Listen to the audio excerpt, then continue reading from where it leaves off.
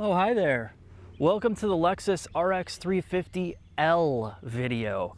Now, if you haven't seen the regular RX350 video I've done, you should check that out because I'm going to go in great detail on there.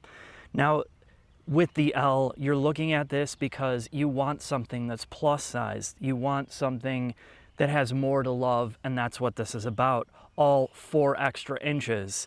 So let's take a look at the interior and exterior elements and move on with life.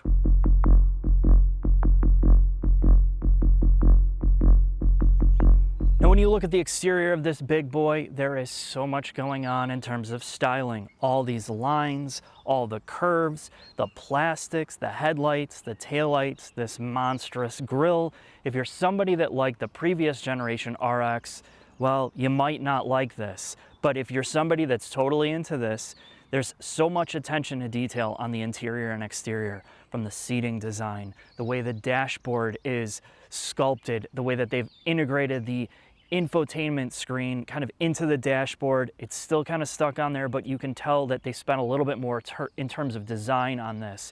The buttons, the knobs, the switches, the placement of all of them is extremely easy to get to. You have a one-touch button to turn your HUD on and off. The wood accents are also tasteful and interestingly done without having to resort to piano gloss black plastic. So the center stack area is good, the comfort is amazing in terms of the seat design, the adjustability is good, and really everything that was good on the RX is good on the RX350L. Now the big change is the third row. Lexus has added this because people have complained for years they wanted a 3-row RX350. So let's see if is it all usable. Now, I have yet to get into a 3-row crossover SUV where the third row has been usable, and the reason is because they stretch their existing architectures to give you that extra space. They're not designed from the get-go to be 3 rows most of the time, unless you go with a full-size SUV. With the RX350L, it's kind of the same story, although they have spent a ton of time in trying to engineer the most out of what space they have. So to move this seat forward, it's kind of a one-step process in this case.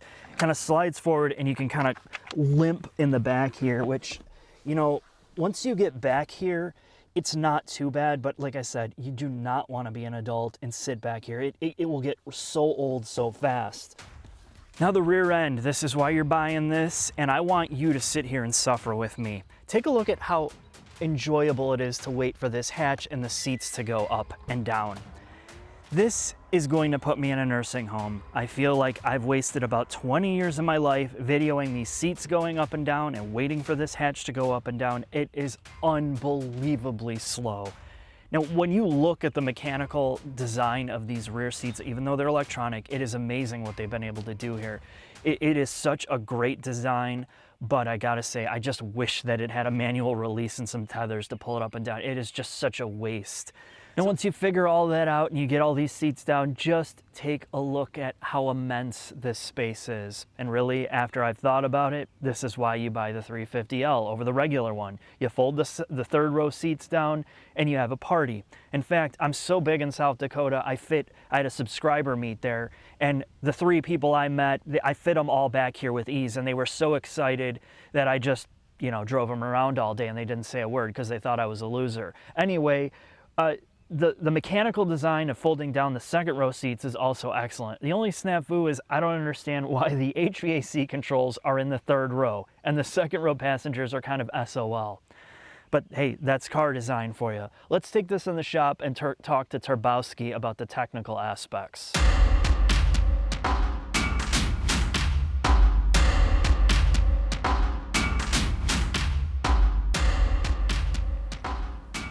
Welcome back, Scott.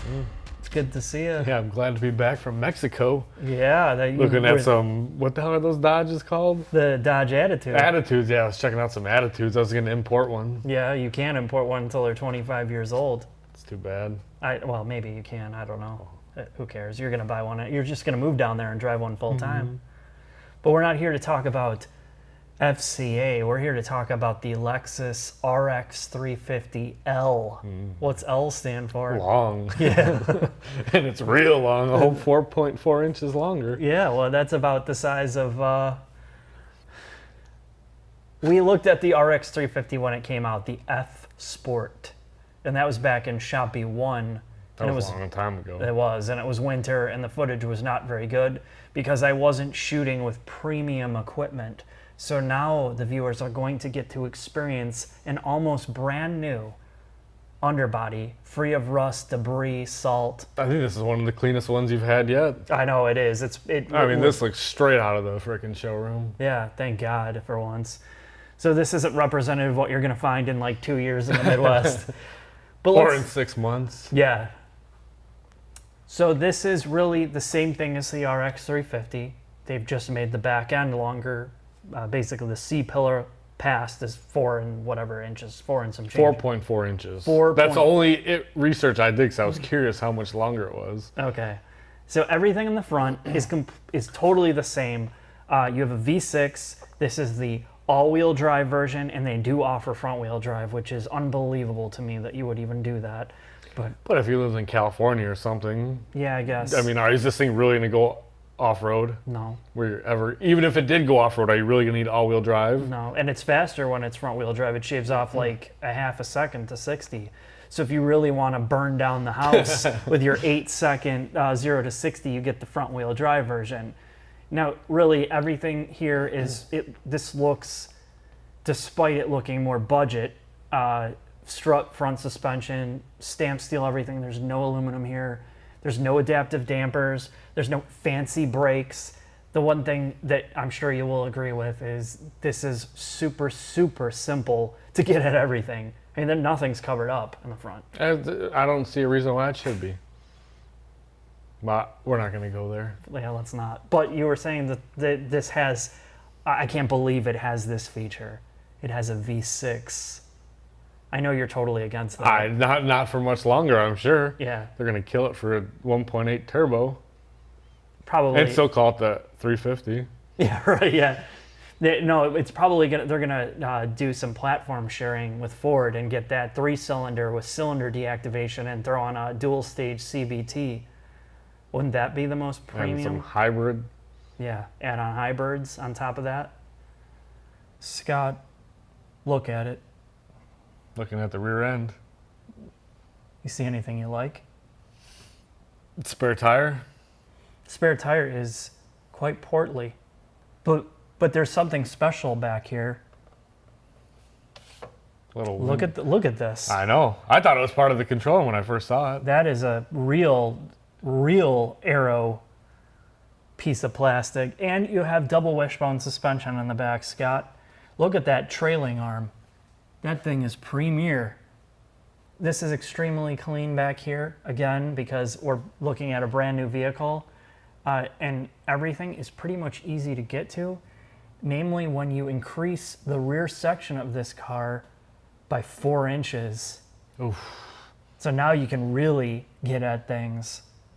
And you can fit a couple more Happy Meals on board. Yeah, you could fit a bunch of Happy Meals, but those seats down in the back. But let's take a drive with the RX350L, Scott, and you can experience the premium ride quality and smoothness that Lexus has to offer.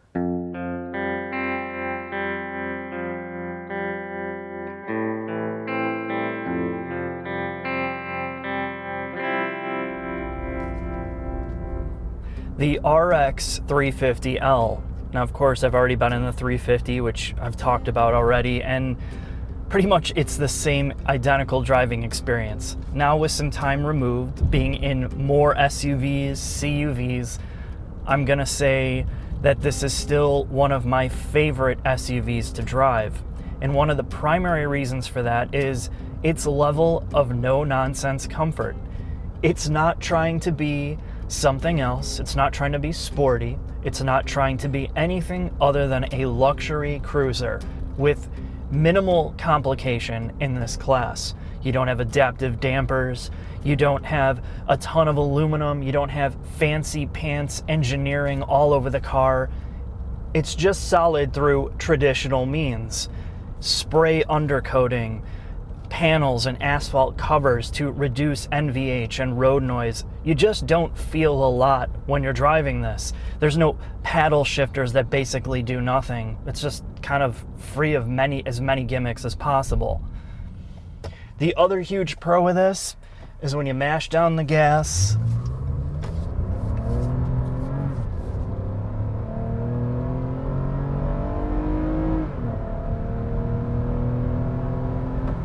it has this leisurely pace to it. The 3.5 liter V6 that has been utilized since the dawn of man is in the RX350L. And when you get out of all these 4 cylinders trying to give you the economy, the smoothness, and everything that a V6 doesn't have, it still doesn't replace a V6. And that's why I like driving this so much.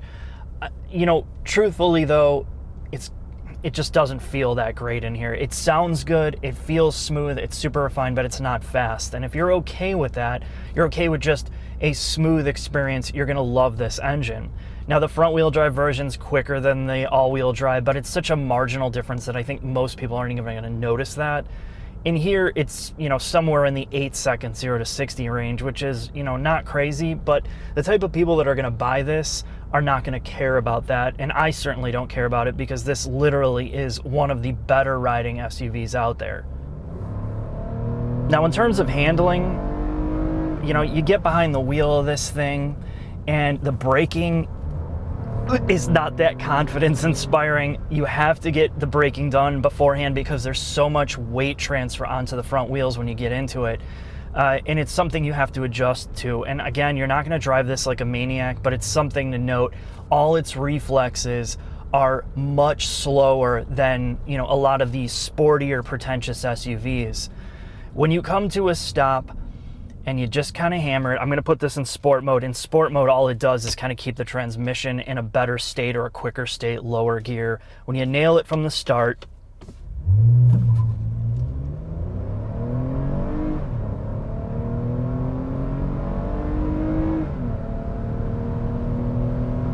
just buttery smooth, and that's all the RX350L is about.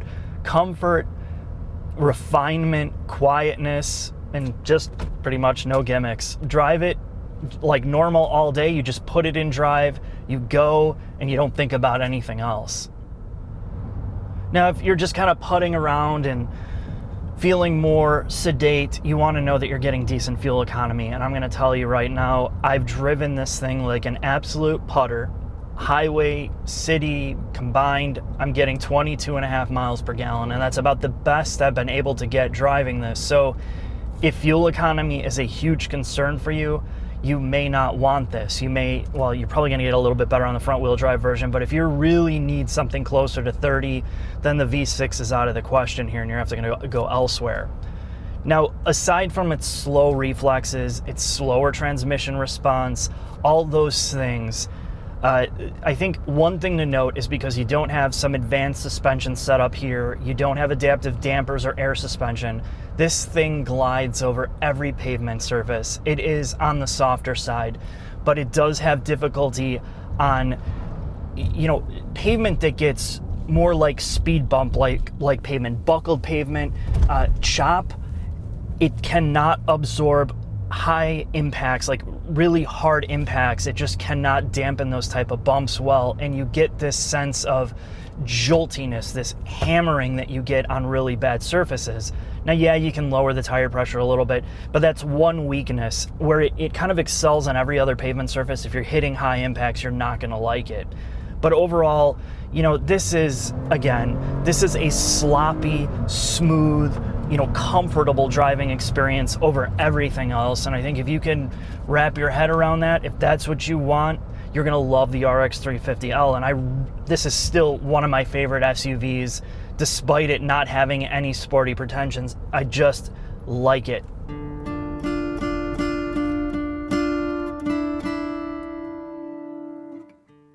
Final thoughts on the RX350L. The big question is that third row or extra space worth the $3 or $4 grand? And I don't know. You're gonna have to look at it for yourself. I can tell you from my perspective, if I had already $50-something thousand to spend on this, I would say, you know what, I'll put that third row down, and I like the extra storage. I fit all my gear in there. It's a lot easier to haul stuff, but this becomes it feels like a much bigger vehicle to me. The second part of it is that third row, as you could see, is, I mean, as much as they tried their best to do what they had, what they could do with it, it's just not for everybody. It's really for small children, or in a pinch, you know, throwing an adult back there, but I don't see it being all that usable. Now, the pros are still here from the regular RX350. This is a non-complicated, no bullshit, very reliable platform. The 3.5 liter has been pretty much bulletproof. The transmission is reliable. This architecture doesn't have, you know, exotic materials on it. You're gonna buy this and you know it's gonna last. It's going to work, and that's the huge draw of it. And that's also partly one of the reasons why you buy it is, yes, it is not the most exciting to drive. It has questionable styling on the exterior.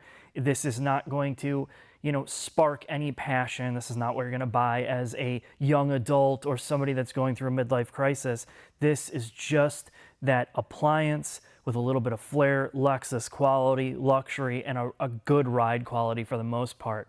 The negatives are it doesn't do well over really choppy pavement. Sudden impacts really upset the car and you feel it. It doesn't handle well. This is not a performance machine whatsoever, but if you're gonna use it as a cruiser, this is really gonna tickle you in the right ways. I hope that helps. I'll see you next video. I'm very confused. What the is this? What the f is this shit?